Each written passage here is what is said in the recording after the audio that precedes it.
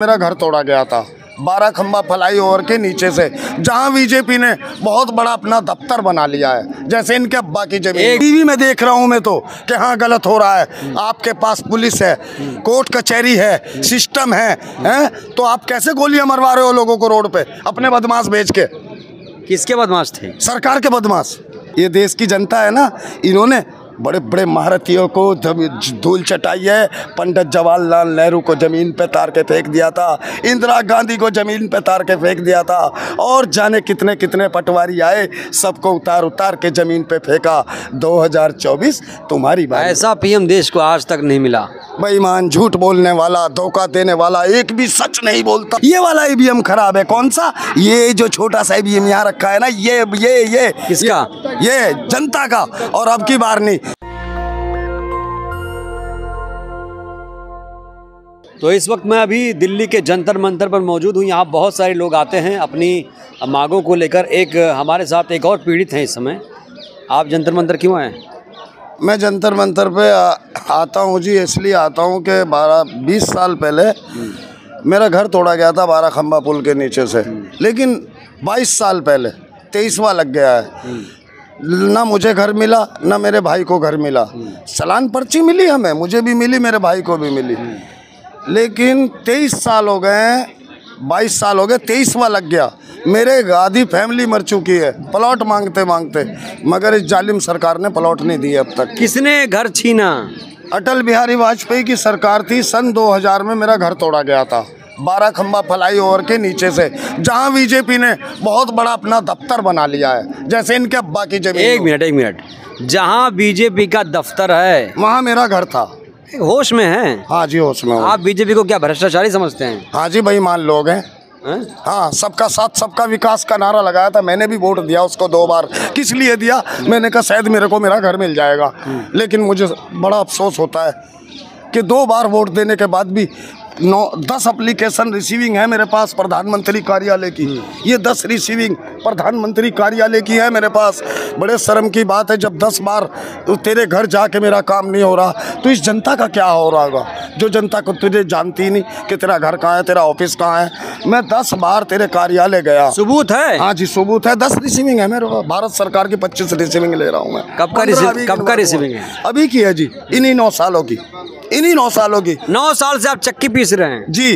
प्रधानमंत्री कार्यालय के चक्की पीसी, शहरी विकास मंत्रालय की चक्की पीसी, गृह मंत्रालय की के भ्रष्टाचार बताया जी। ऐसे ऐसे हमारे प्लाट भ्रष्टाचारियों ने खा रखे हैं, उनको पकड़ के जेलों में डालो।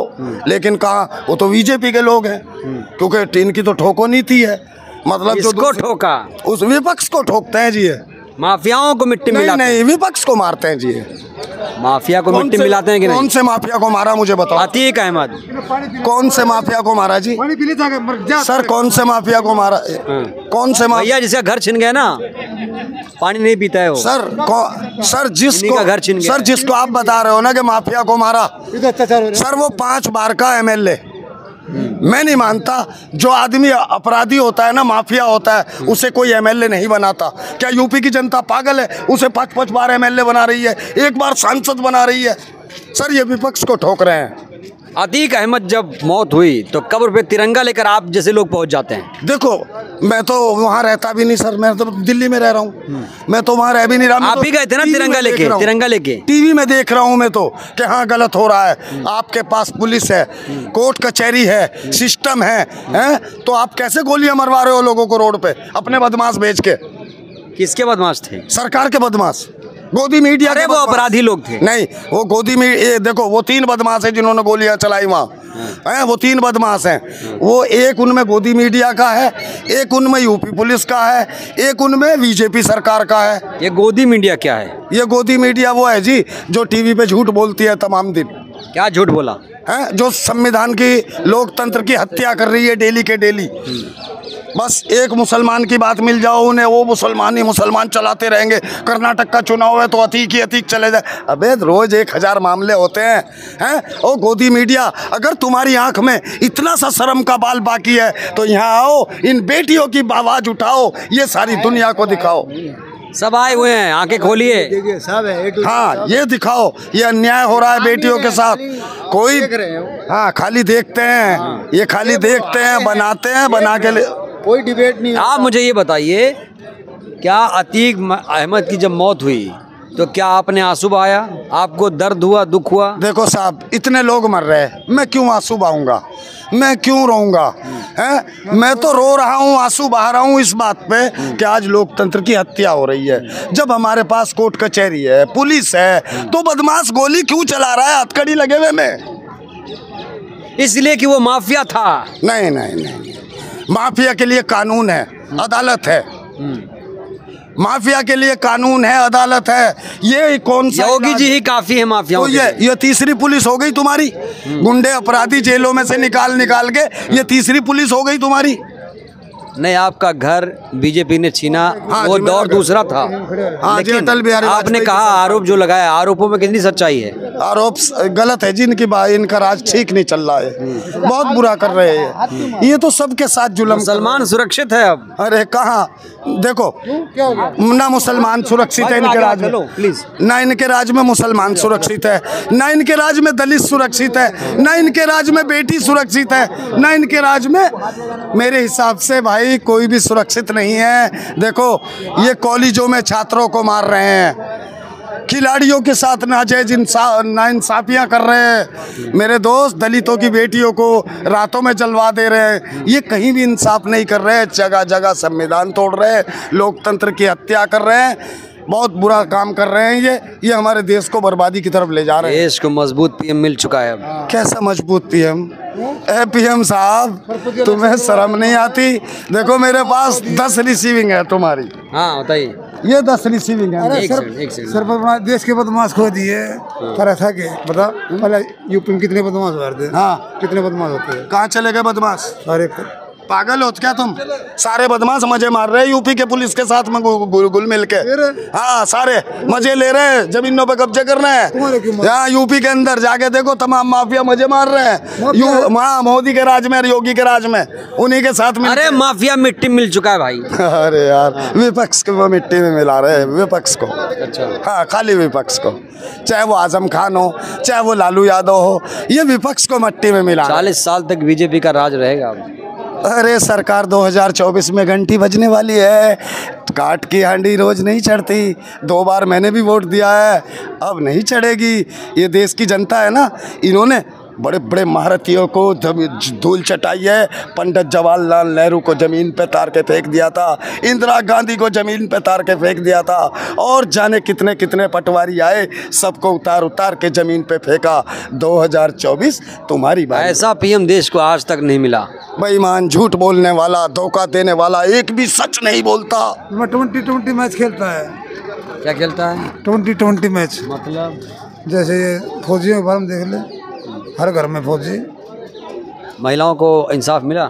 नारी शक्ति है, इनको इंसाफ मिलेगा नहीं? मिलेगा। क्या हो गया इनका, क्या दिक्कत है? पता नहीं क्या हुआ। नहीं कुछ नहीं, सुप्रीम कोर्ट में जा रही है। अच्छा। हरियाणा को पानी मिला तो क्या लगता है अब 24 में चेहरा है कोई? 24 में चेहरे बहुत सारे हैं, चेहरे बहुत सारे हैं। ये तो गफलत डाल रहे हैं बीजेपी के लोग। चेहरे कम से कम मेरे देश में प्रधानमंत्री के कम से कम नहीं तो 50 दावेदार की हैसियत के लोग हैं मौजूद।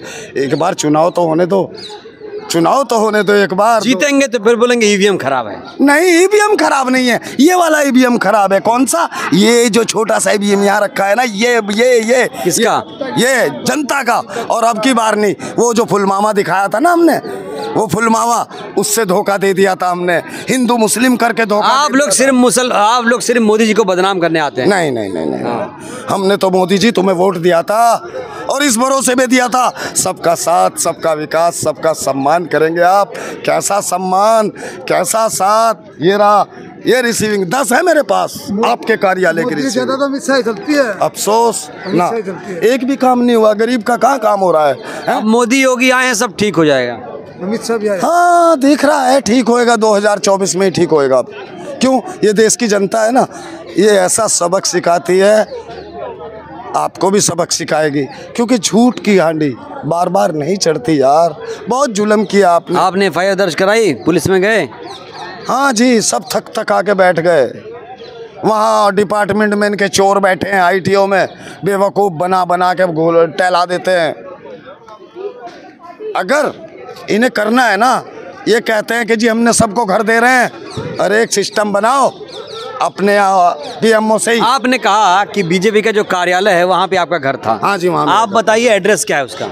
उसका एड्रेस था जी मेरा झुग्गी नंबर C64/282 था, जिस जगह पे इन्होंने आज अपना लाल किला बना के खड़ा कर दिया है। क्या एड्रेस है? दीनदयाल उपाध्याय मार्ग। वहाँ पे आपका घर था? हाँ जी, उसी पार्क में। इतने अमीर हैं? नहीं जी, गरीब झुग्गी है। करोड़ों की जमीन है वो, अरबों की। देखो जी, हमारे बड़े वहाँ 30 साल से रहते थे, वो 40 साल से रहते थे, 20 साल हम भी रहे हैं जी। अब 22 साल पहले इन्होंने उजाड़ के फेंक दिया, हमें भगा दिया नरेला। अब हम नरेला से आके यहाँ से 9 साल से, तो यहाँ से नरेला से आके गुहार कर रहा हूँ। मोदी जी पे यकीन था कि ये शायद इंसाफ करेंगे, लेकिन इंसाफ अगर ये किसी के साथ करते तो आज मेरे देश का गौरव जंतर मंतर पे आता। ये मेरे देश की खिलाड़ी बेटियाँ जो मेरे देश का सम्मान बढ़ाती हैं, ना रात देखती है, ना दिन देखती है, ना सुबह देखती है, ना शाम देखती है, ना बरसात देखती है, ना आंधी तूफान देखती हैं, मेरे देश का गौरव बढ़ाने के लिए बस देश की शान देखती हैं।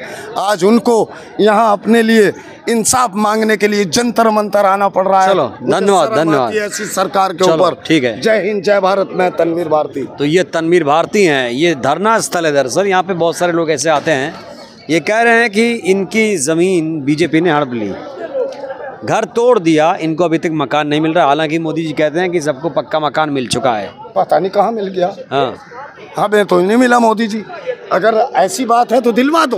तो क्या लगता है, तनवीर भारती सही कह रहे हैं या झूठ बोल रहे हैं? आप राय दीजिएगा ज़रूर। शुक्रिया। नेशनल दस्तक की आपसे गुजारिश है कि अगर इसको बचाना चाहते हैं तो नेशनल दस्तक को सब्सक्राइब करने के लिए रेड कलर के सब्सक्राइब बटन को दबाएं, फिर बेल आइकन की घंटी दबाएं। नेशनल दस्तक को बचाने के लिए बहुत जरूरी है कि हर खबर को शेयर करें, लाइक करें, कमेंट जरूर करें।